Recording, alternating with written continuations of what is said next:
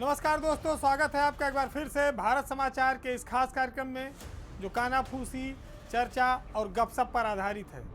तो चलिए शुरू करते हैं इस बार का पावर सेंटर।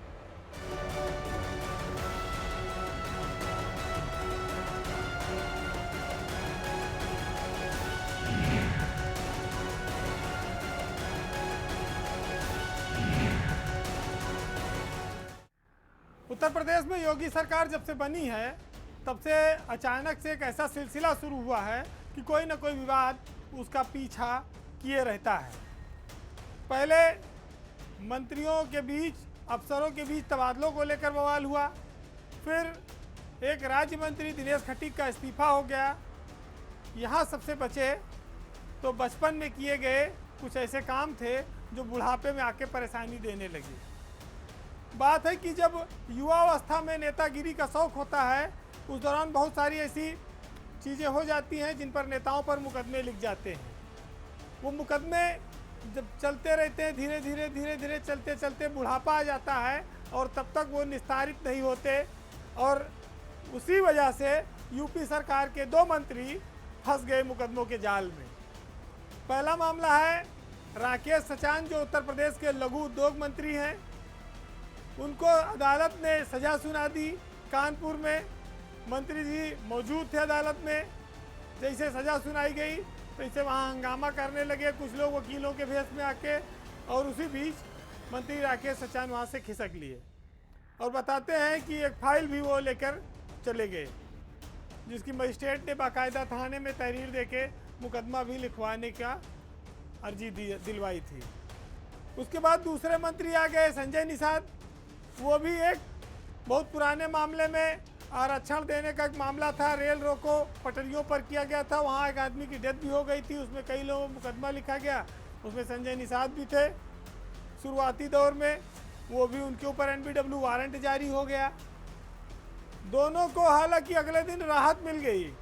एक को 1 साल की सज़ा हुई, एक का एनबीडब्ल्यू रिकॉल हो गया। लेकिन मीडिया में सुर्खियाँ बन गई। अगर राकेश सचान पर यही सज़ा 3 साल की होती तो एक तो वो फिर विधायकी का चुनाव लड़ने से अयोग्य घोषित कर दिए जाते, दूसरा उनका तत्कालिक तौर पर मंत्री का पद चला जाता। यानी कि बड़ी मुश्किल से पद मिला था और वो भी गंवाना पड़ता। हालांकि संजय निषाद को ज़्यादा फर्क नहीं पड़ता क्योंकि वो इलेक्ट्रो होम्योपैथी के डॉक्टर हैं। होम्योपैथी आप जानते हैं एक ऐसी विधा जिसमें मीठी गोली से इलाज किया जाता है। उसी का छोटा भाई है इलेक्ट्रो होम्योपैथी, जिसके संजय निषाद माहिर हैं। उनका पूरा कुनबा इस समय सत्ता का सुख भोग रहा है। मंत्री पद पर वो खुद सुशोभित हैं और वारंट ऐसी चीज़ नहीं थी कि उनको जेल जाना पड़ता, देर सवेर वो रिकॉल होने था।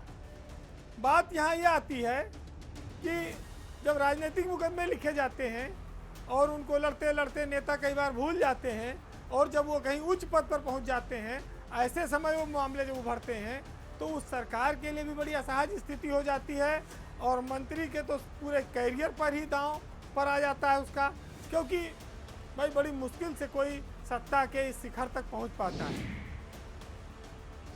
आज के 40 साल पहले एक पिक्चर में गाना आया था कि देते हैं भगवान को धोखा, इंसान को क्या छोड़ेंगे। लेकिन अगर हम 40 साल बाद देखें तो वो गाना उतना ही प्रासंगिक है। इससे ये साबित होता है कि स्थितियाँ आज भी नहीं बदली। जो 40 साल पहले धोखाधड़ी थी वही आज भी चली आ रही है, बस उसका थोड़ा स्वरूप बदला है। मामला इस बार राम मंदिर और अयोध्या से जुड़ा है, जहां पर बीजेपी ने इस देश में और प्रदेश में राम मंदिर के नाम पर कई बार सरकार बनाई, लेकिन राम मंदिर बनने में काफ़ी वक्त लग गया। अब जब राम मंदिर बनने की बारी आई तो फिर वहाँ पर भू माफिया ही सक्रिय हो गए, और वो भी सत्ताधारी दल से जुड़े हुए तमाम लोग। जब इस देश में रामलला का भव्य मंदिर अयोध्या में बनने की तैयारी में है, जिस पर कई 100 करोड़ रुपए की लागत आ रही है, योगी सरकार उसको एक बहुत बड़े पर्यटन स्थल के रूप में विकसित करना चाहती है, उसकी तैयारी है। पूरे देश और प्रदेश की निगाह अयोध्या के विकास और राम मंदिर पर लगी है, तो स्वाभाविक है कि इस इलाके का व्यवसायिक दृष्टिकोण से भी विकास होगा। और जब ये नौबत आई तो फिर ज़मीनों की धंधेबाजी तेज हो गई। साधारण आदमी करे कोई फर्क नहीं पड़ता, हंगामा तब मचा जब इस खरीद फरोख्त पर अयोध्या के सांसद लल्लू सिंह ने मुख्यमंत्री को पत्र लिखा और उन भूमाफियाओं पर कार्रवाई करने की मांग की। वो एसआईटी जांच की बात करते हैं, लेकिन महत्वपूर्ण बात यह है कि इसी बीच एक ऐसी लिस्ट वायरल हो गई जिसमें बीजेपी के 3 बड़े पदाधिकारियों के नाम थे। अयोध्या के विधायक वेद प्रकाश गुप्ता, अयोध्या के मेयर ऋषिकेश उपाध्याय और बीजेपी के पूर्व विधायक बाबा गोरखनाथ। ये तीनों लोगों को उस सूची में भूमाफिया घोषित कर दिया गया। लेकिन अयोध्या प्राधिकरण के वीसी विशाल सिंह ने उस सूची को फर्जी करार दिया और किसी की शरारत कहा और ये कहा कि सूची की भी जांच होगी। लेकिन विशाल सिंह अयोध्या के नगर आयुक्त भी हैं और प्राधिकरण के वीसी भी हैं, दोहरे चार्ज पर हैं, हमेशा अच्छी पोस्टिंग पर भी रहे। सरकार जैसे बदलती है वो भी अपनी जगह बना लेते हैं। अब वो कई सालों से हैं वहाँ पर। डूब क्षेत्र की ज़मीनें बेची जा रही, जमथरा से लेकर अयोध्या तक ज़मीनों पे प्लाटिंग हो गई, लोगों ने मकान बना लिए और नजूल की ज़मीन धड़ाधड़ फ्री होल्ड होती जा रही है।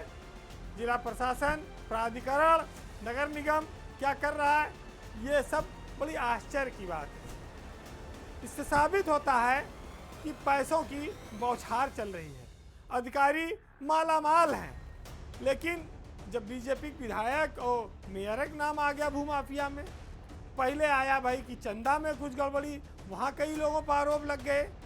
इस तरह से गंगा बह रही है कि उफना रही हैं।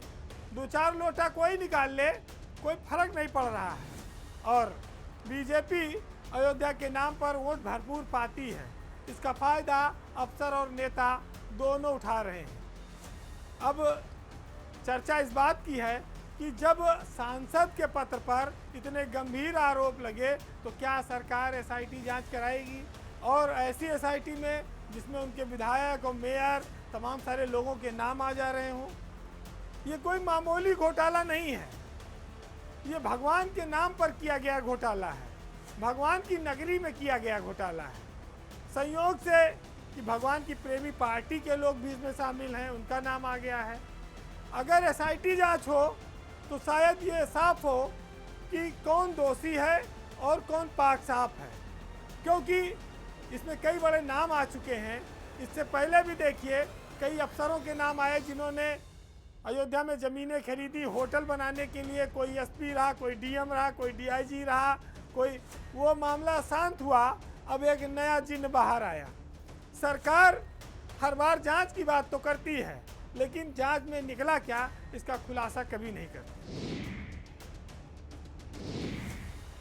पावर सेंटर में आज बात एक ऐसे व्यक्ति की जिसने एक पार्टी को जमीन से उठाकर आसमान पे बैठा दिया। एक ऐसा नाम जिसने गुटबाजी खत्म कर दी, जिसे हम एक युग भी कह सकते हैं, जिसकी अब उत्तर प्रदेश से विदाई हो गई है। बात बीजेपी के संगठन मंत्री सुनील बंसल की, जो उत्तर प्रदेश से अब भाजपा के राष्ट्रीय महामंत्री बना दिए गए हैं, जिनको 3 राज्यों का प्रभार दिया गया है, तेलंगाना, उड़ीसा और बंगाल का। इसे आप बीजेपी में, यूपी में एक सुनहरे युग की समाप्ति कह सकते हैं। बंसल 2014 में उत्तर प्रदेश आए थे, तब से वो लगातार अजेय रहे। सुनील बंसल के महामंत्री बनने के बाद से बीजेपी ने उनके कार्यकाल में कई कीर्तिमान बनाए। यूपी में 2 बार बहुमत की सरकार बनाई, लोकसभा में 2 बार उनके नेतृत्व में पार्टी और संगठन ने रिकॉर्ड तोड़ प्रदर्शन किया। अगर आप देखेंगे तो ये कह सकते हैं कि सुनील बंसल को उत्तर प्रदेश की बीजेपी जो मिली थी वो विरासत में बेहद कमज़ोर बीजेपी थी। उसे गांव से लेकर शहर तक एक मजबूत संगठन में सुनील बंसल ने तब्दील किया, जिसके नाते आज बीजेपी शिखर पर है और उत्तर प्रदेश में उसने कई सारे मील के पत्थर स्थापित कर दिए हैं। सुनील बंसल उत्तर प्रदेश में लाखों कार्यकर्ताओं की एक उम्मीद बने रहे। उनकी हैसियत हमेशा स्टेट प्रेसिडेंट से ऊपर वाली रही। पार्टी में गुटबाजी को ख़त्म करने में सुनील बंसल जैसा नाम ऐसा था कि जिसके आगे किसी की हिम्मत नहीं थी। उन्होंने पूरी बीजेपी को एक बना दिया। बंसल ने बीजेपी में बहुतों को नेता भी बनाया, जो उस लायक नहीं थे वह एमपी एमएलए भी बने। जिनके ऊपर उनकी नज़र पड़ गई, कृपा हो गई, उसका भविष्य संवर गया। उनका मैनेजमेंट गजब का था। वो एक कुशल संगठनकर्ता भी आप उनको कह सकते हैं। लेकिन तमाम सफलताओं के बावजूद कुछ न कुछ चीज़ें होती हैं जिन पर चर्चा आवश्यक है। सुनील बंसल पार्टी में शीर्ष पर रहे, पार्टी को शीर्ष पर पहुंचाया, सरकार भी बनी। लेकिन सरकार में मुख्यमंत्री योगी आदित्यनाथ के साथ उनके मतभेद की कई बार खबरें भी आई। हालांकि सुनील बंसल ने किसी भी फोरम पर या मीडिया में सार्वजनिक रूप से आज तक सरकार के लिए या सरकार में बैठे हुए मुख्यमंत्री के लिए कुछ नहीं बोला। लेकिन लोग इस बात को जानते हैं कि संगठन और सरकार में तालमेल का कुछ अभाव था, जिसको लेकर कई बार दिल्ली के लोग लखनऊ पंचायत करने आए। विधानसभा चुनाव से पहले यूपी में बहुत लंबी लंबी बैठकें हुई और वो इसीलिए हुई कि सरकार और संगठन के बीच तालमेल और मजबूत हो। बीजेपी एक समझदार पार्टी रही। सुनील बंसल ने भी बहुत आसानी से इस चीज़ को वहीं पर समाप्त कर दिया और वो लगातार आगे बढ़ते रहे। आज उसी का नतीजा है कि वो प्रमोट होकर भारतीय जनता पार्टी जैसी बड़ी पार्टी के देश के वो राष्ट्रीय महामंत्री बना दिए गए। उनके पास कई राज्यों की जिम्मेदारी होगी जहां उन्हें कमल खिलाना है। उन्हें एक चुनौती और दी गई है, क्योंकि तेलंगाना में, बंगाल में, उड़ीसा में कहीं भी बीजेपी की सरकार नहीं है। अब ऐसे में बंसल को अपने संगठनात्मक चमत्कार और कौशल का एक बार फिर से प्रदर्शन करना होगा। हालांकि उनके पास पीछे से ताकत भरपूर है और ये माना जाता है कि उसी के दम पर उन्होंने उत्तर प्रदेश में एक छत्र बीजेपी को चलाया। बंसल आज भी उतने ही ताकतवर हैं और उनकी विदाई भी उतने ही सम्मानजनक और ताकतवर ढंग से हुई है। अब बंसल की जगह बिजनौर के रहने वाले धर्मपाल को यूपी बीजेपी का नया संगठन मंत्री बनाया गया है। धर्मपाल जी इससे पहले झारखंड में यही जिम्मेदारी निभा रहे थे। एक मील का पत्थर स्थापित करके सुनील बंसल गए हैं।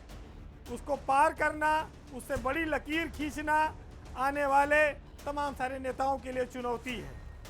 लेकिन चूंकि बीजेपी आज शिखर पर है, इसलिए उसके नीचे अंदर खाने बहुत सारी क्या चीज़ें होती हैं, घटती हैं, क्या टांग खिंचाई है, गुटबाजी है, ये सामने नहीं आ पाती है। अब बंसल के जाने के बाद ये अनुशासन कितना बरकरार रहेगा, यह एक बहुत बड़ा सवाल है। और आने वाले वक्त में कुछ महीनों में बीजेपी का नया प्रदेश अध्यक्ष भी आएगा, तब देखना होगा कि तालमेल कैसा होता है और इन सारे सवालों का जवाब कैसा आता है। हम जिस समाज और परिवेश में रहते हैं, वहाँ पर बातें और चरित्र दोनों बड़ी उच्च कोटि की मानी जाती हैं। लेकिन हर आदमी के दिल में ये इच्छा होती है कि दुल्हन वही हो जो पिया मन भावे और साथ में ढेर सारा दहेज लेके आए। यूपी की ब्यूरोक्रेसी का हाल भी कुछ ऐसा ही है। कुछ ऐसे हैं जो पिया और सरकार दोनों को खूब भाते हैं और कुछ ऐसे हैं जिनकी किस्मत का ताला बंद हुआ तो आज तक खुला नहीं। आईएएस अफसर बहुत सारे अपने साथियों की किस्मत पर रंज करते हैं। 5 साल योगी की सरकार रही, दोबारा फिर वही सरकार आ गई। उत्तर प्रदेश में सरकार भी नहीं बदली और इसी तरह कई सारे अफसरों की किस्मत भी नहीं बदली। या यूँ कह सकते हो आप कि जिन पर अफसरों पर करम चल रहा था, वो करम का सिलसिला लगातार जारी है और जिन पर सितम हो रहा था, वो लगातार सितम पर सितम झेले जा रहे हैं। आज हम आपको कुछ ऐसे अफसरों के बारे में बताएंगे जो सरकार के चहेते हैं, पसंदीदा हैं, जिनके पास विभागों का अंबार लगा है, और कुछ ऐसे भी हैं जिनके पास कोई काम नहीं है, वो सजा में हैं। तो ये बड़ी विचित्रता है और एक असमानता है। सरकार की पसंद और नापसंद के चलते ऐसी स्थिति ब्यूरोक्रेसी में बनी है, या आप ये कह सकते हैं कि एक तरह का ये असंतुलन पैदा हुआ है। सरकार के अगर चहेते अफसरों पर नज़र डालें तो आप देखेंगे सबसे पहले अवनीश अवस्थी, मनोज कुमार सिंह, नवनीत सहगल, नियुक्ति विभाग के चतुर्वेदी, रोशन जैकब, तमाम सारे ऐसे नाम हैं जिन पर विभागों का काम का बोझ है, अंबार है, वो सरकार के पसंदीदा हैं। अमित मोहन प्रसाद, ऐसे तमाम सारे नाम हैं। लेकिन कुछ ऐसे भी हैं जिनको कोई पूछने वाला नहीं है। सबसे पहले अगर आप देखेंगे तो अवनीश अवस्थी पिछली सरकार से जब से दिल्ली से आए हैं वो सरकार में शीर्ष पर बने हुए हैं। सरकार की आंख के वो तारे हैं, लगातार महत्वपूर्ण विभाग उनके पास है। गृह विभाग, कारागार विभाग, ऊर्जा जैसे बड़े बड़े विभागों के साथ साथ यूपीडा जो एक्सप्रेसवे बनाता है उसके भी वो सीईओ है। हालांकि अवनीश अवस्थी का इसी माह रिटायरमेंट है, वो हो सकता है रिटायर भी हो जाए। दूसरे नंबर पर आप जाएंगे तो मनोज कुमार सिंह जो एपीसी हैं, उनके पास भी कई सारे चार्ज हैं और वो सरकार के काफ़ी पसंदीदा अफसरों में माने जाते हैं। उनके पास पंचायती राज, ग्राम विकास के एसीएस का चार्ज है। देवेश चतुर्वेदी के पास नियुक्ति विभाग के साथ साथ एसीएस कृषि का भी चार्ज है। नवनीत सहगल के पास लघु उद्योग, खादी और सूचना जैसे महत्वपूर्ण विभाग है। अरविंद कुमार जो इस समय उत्तर प्रदेश के आईआईडीसी हैं, उनके पास औद्योगिक विकास और आईटी, इलेक्ट्रॉनिक, इन सब विभागों की भी जिम्मेदारी है। रोशन जैकब जिनके पास खनन निदेशक से लेकर खनन सचिव और लखनऊ के मंडलायुक्त का भी चार्ज है, उनके पास भी कई सारे काम हैं। अब आप आइए दूसरी तरफ, जहां बहुत सारे अफसर ऐसे बैठे हैं जिनको आप कह सकते हैं कि वो कागज पीट रहे हैं या दिन भर मक्खी मार रहे हैं, कुछ भी आप कह सकते हैं। अगर आप सबसे पहले देखेंगे तो सुधीर बोबड़े, जिनको सरकार वो कहाँ तैनात है खुद नहीं याद होगा, उनको उसने वहाँ डाल रखा है। पिछले 4-5 सालों से जितेंद्र कुमार को सरकार ने महत्वहीन पद पर बैठा रखा है। महेश गुप्ता जो सीनियर मोस्ट अफसर हैं, उनको भी राज्यपाल के यहाँ प्रमुख सचिव एसीएस बनाकर रखा गया है। रजनीश गुप्ता पिछले 4 साल से राजस्व परिषद में पड़े हुए हैं। डॉक्टर हरिओम जो गोरखपुर में एक ज़माने में डीएम थे, वो पिछले 6 साल से सामान्य प्रशासन में पड़े हुए हैं। ये कई सारे ऐसे नाम हैं जिनको वर्षों से पोस्टिंग का इंतज़ार है, सरकार के कर्म का इंतज़ार है, नजर इनायत का इंतज़ार है। लोग ये उम्मीद करते हैं, इस बात की चर्चा है कि जब 30 अगस्त को अवनीश अवस्थी रिटायर होंगे तो उत्तर प्रदेश की ब्यूरोक्रेसी में एक नई चैन बनेगी। यूपी के ब्यूरोक्रेसी में एक नया परिवर्तन होगा, क्योंकि बहुत ढेर सारी उनके पास जिम्मेदारियां हैं। योगी सरकार जब से दोबारा सत्ता में आई है, उसने बहुत ज़्यादा परिवर्तन भी नहीं किया है। तमाम मंत्रियों से विवाद के बावजूद उनके प्रमुख सचिवों को नहीं हटाया गया है। स्वास्थ्य विभाग के प्रमुख सचिव अमित मोहन प्रसाद आज भी अपने पद पर तमाम तबादला उद्योग में विवाद के बावजूद बने हुए हैं। तो ऐसे में अब इंतज़ार 30 अगस्त का है, जब एक बड़ी परिवर्तन लोग देख सकते हैं उत्तर प्रदेश की ब्यूरोक्रेसी में। हालांकि उसका सबको बेसब्री से इंतज़ार है, लेकिन क्या किस्मत के ऐसे खेल हो सकते हैं कि किसी का सूरज डूबे तो फिर वो निकले ही ना, और किसी का सूरज अगर निकल आए तो फिर वो डूबे ही ना? ये ऊपर वाले ने क्या ऐसी व्यवस्था बनाई है या ब्यूरोक्रेसी में ऐसे ही चलता है? अब ये देखना होगा कि आने वाले वक्त में सरकार किस तरह के निर्णय करती है। बहरहाल पावर सेंटर में आज इतना ही। चलते चलते आज हम आपको सामाजिक भाईचारे, प्रेम, मोहब्बत की तमाम संदेश और इन छोटी छोटी लाइनों के साथ छोड़ जाएंगे। निदा फाजली जिसमें लिखते हैं कि सबकी पूजा एक सी, अलग वलग हर रीत, और मस्जिद जाए मौलवी, कोयल गाए गीत। अच्छी संगत बैठ के संगी बदले रूप, और जैसे मिलकर आम से मीठी हो गई धूप। नमस्कार।